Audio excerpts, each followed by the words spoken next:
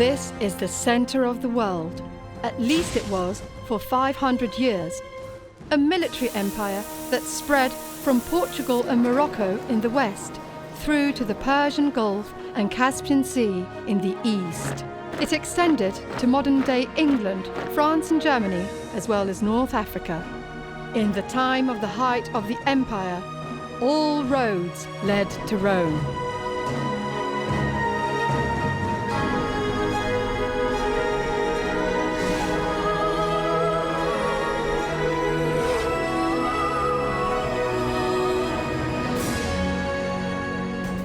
What about the food? Did the Roman Empire influence the food of Rome? And has it changed the way we eat pasta today? I'm in Roma. Come join me on my pasta pilgrimage.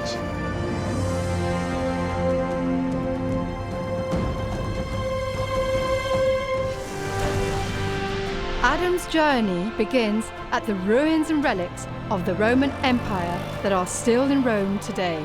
He cooks an ancient Roman dish with chef Michele, heads into the hills around Rome for a pasta festival, and discovers the food given to the poor after the bloody battles in the Colosseum. This is my pilgrimage. Come share the journey with me.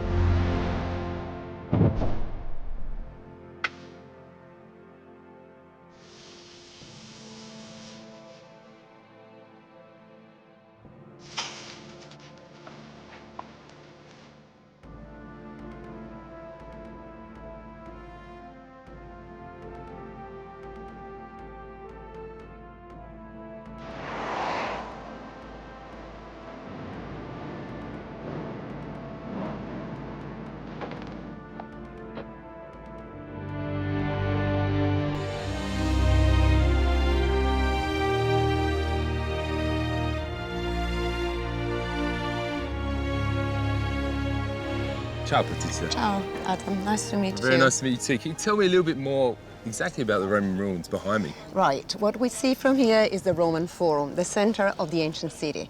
And considering how big the Roman Empire was, we can say that this was also the center of the world.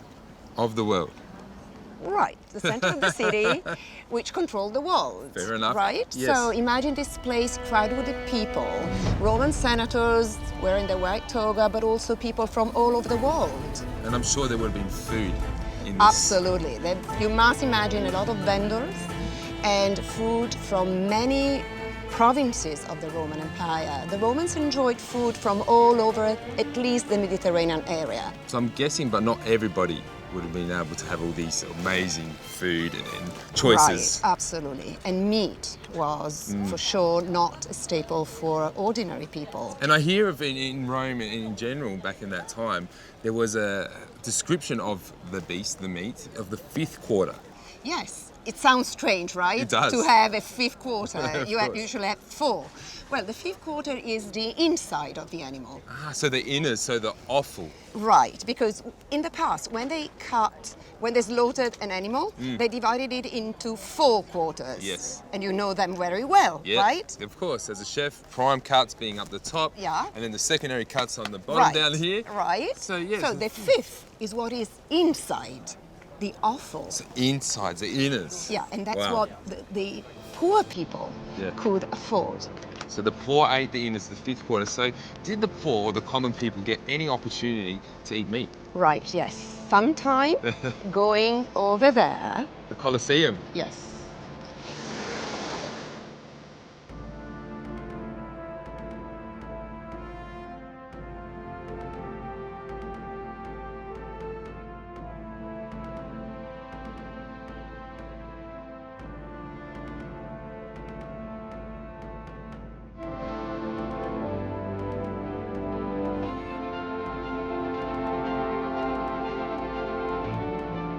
So this is the Colosseum, the amphitheater where the Romans came to enjoy the spectacles.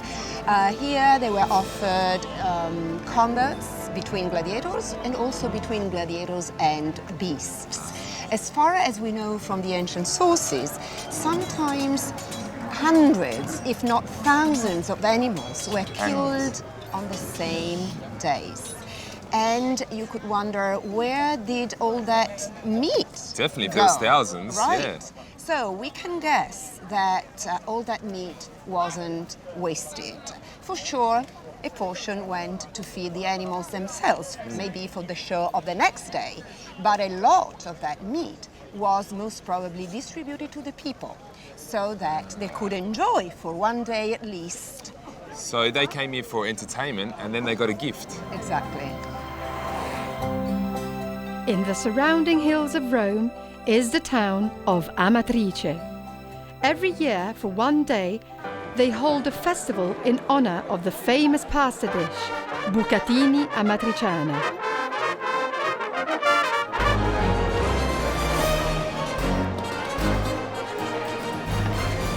The key ingredient of this dish is cured pig cheek, which makes Adam wonder if its history started outside the gates of the Colosseum.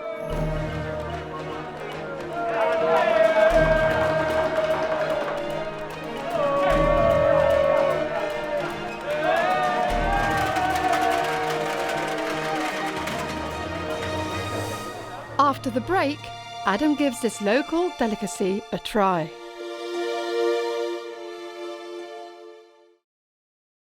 Now it's back to the town of Amatrice with Adam, sheep, I'm stuck! Get me out!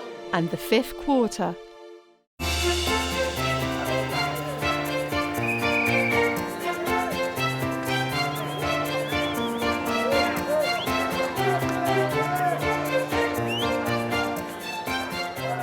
I'm stuck! Pecorino made from these guys, tomato, pasta, and guanciale made the amazing Amatriciana sauce. Where else would I be in the world but here in Amatrice? Man, get me out of here!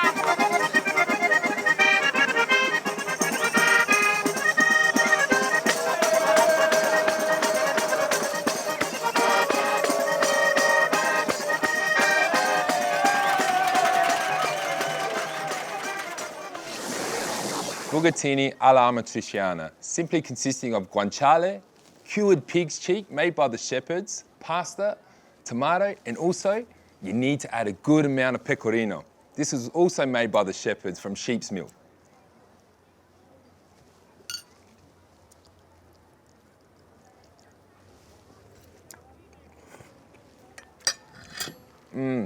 Simplicity at its best. The guanciale certainly adds another dimension to which really is just a tomato-based sauce. I found a butcher in Amatrice that was prepared to share with me how it's made. So what Pompeo's just said to me, basically they take the pig's cheek, they put salt over it for 5 to 7 days, allow that to sit, and then basically just with a damp cloth take off the salt and then cover it in pepper. That's what gives it that real bite and taste. Hang it for 30 to 40 days and we have guanciale. See, a butcher knows how to cut the perfect piece of guanciale. Nice and even, perfect shape. Oh wow. This is the key ingredient to making the perfect Amatriciana sugo. Pompeo, grazie a tu. Ciao. Thank you very much. Still to come, a pasta sauce that uses veal intestines.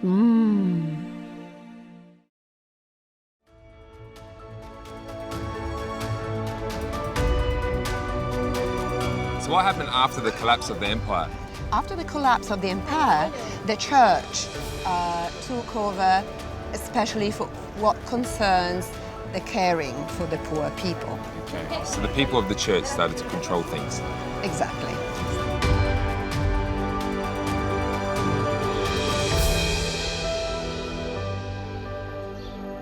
So the people of the church took over the power after the collapse of the empire, and I understand that the popes became like kings. Exactly. That's happened throughout the Middle Ages. And by the Renaissance, the popes acted like kings. Yeah. And food, especially at the beginning of the 1500s, became a symbol of their power, and it was really a way to show off So their they're showing wealth. off how strong they were, you know, by their food and their big banquets. Yeah, huge banquets. And as far as we know, after the banquets ended, the poor people of Rome gathered around, the place to use the leftovers. So was there one pope in particular that was renowned for these lavish banquets? Absolutely. I would say Leo X. The 10th. The Vatican became a sort of royal court where spectacles, plays and huge banquets took place. And I understand there was more like 40 to 50 courses in these banquets. Yeah, right. We know a lot about banquets, the way they were organized from the books two very famous cooks wrote at the time. One of these cooks was the personal cook of Leo X. The other one, who's probably the most famous cook ever, Bartolomeo Scappi, wrote a book in 6 volumes. And one of those books was dedicated solely to pasta recipes. Right. And would you believe that the Renaissance was also the time when people developed a special passion for offal? For offal, you know, I've heard a lot about this and I'm very intrigued and I can't wait to go cook one of these recipes. As Patrizia explained to Adam, in the days of the Roman Empire, nothing from a slaughtered beast would be wasted. The empire and church got the prime cuts of meat, and then there was plenty of offal for everyday Romans.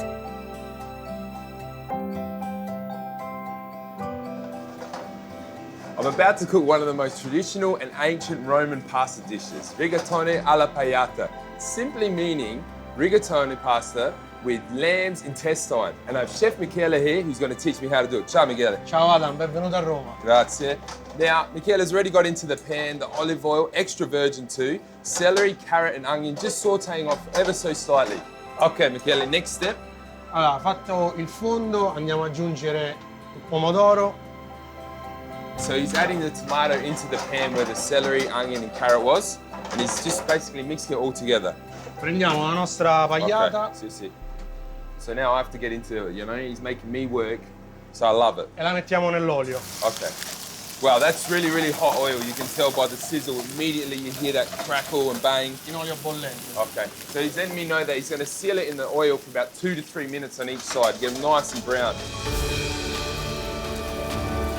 Intanto nella salsa di pomodoro aggiungiamo un po' di sale Salt and pepper into the sauce. e pepe. See. Fantastic. Aggiungiamo un bicchierino di latte. He's added the milk to make it a nice light rosé sauce. This is a great tip there, and you know it'll be nice and creamy when the intestines start to cook into it.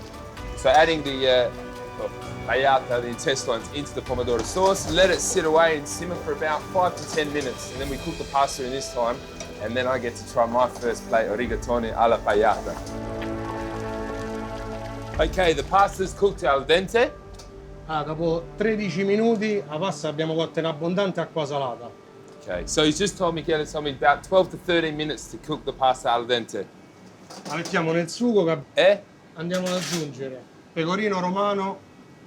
This is the key, he's telling me right now, is pecorino romano. So the Roman pecorino, not any other, made from the sheep's milk. This is what you need to add it through. Again, the sauce is changing color, getting nice and creamy and rich and intense. E un po' di prezzemolo. And some parsley to finish for color and taste. Wow, look at that, look. The sauce is just coating the pasta, okay? It's not flooding it. Pasta's al dente, the smell is amazing. La impiattiamo. So the paiata is sitting on top, the hero of the dish. E un po' di prezzemolo. I rigatoni alla pagliata sono pronti. Buon appetito. Grazie Michele. So there it is. Rigatone alla paiata. You know what they say, you know, this might seem a little bit different and odd back in Australia, but you know what they say, when in Rome, do like the Romans.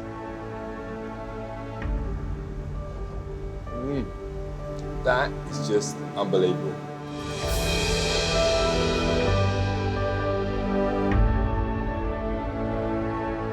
Coming up is Adam's version of Amatriciana.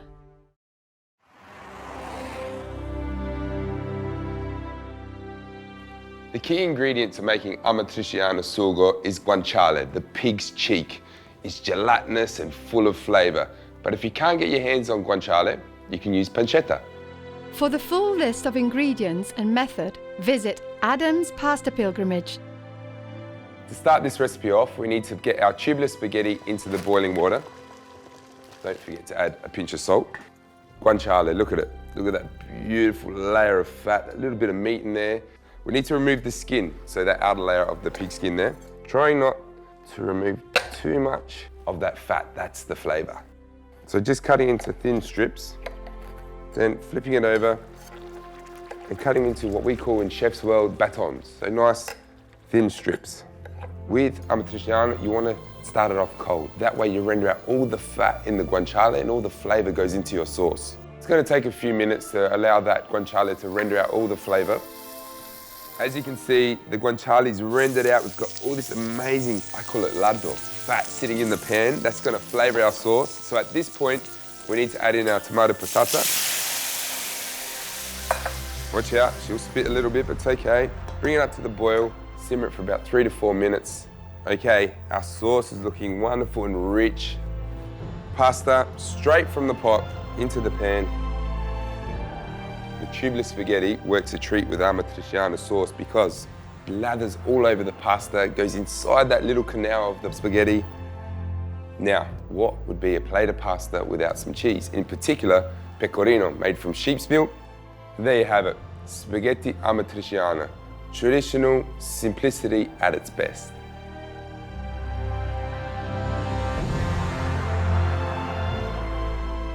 You can't help but be amazed by the history of Rome. It's overwhelming. The ruins, the Colosseum, the Vatican, you can really feel the presence of the Roman Empire. But like all powerful cities, they are built on the back of the common person. And it's these common people that have inspired the food of modern Rome today.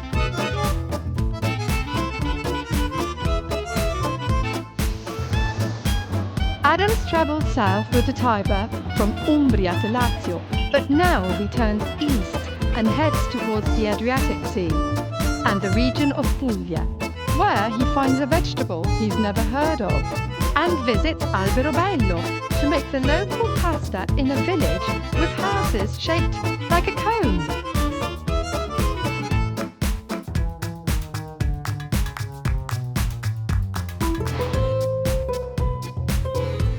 For this episode's recipes, stories and more, visit Adam's Pasta Pilgrimage.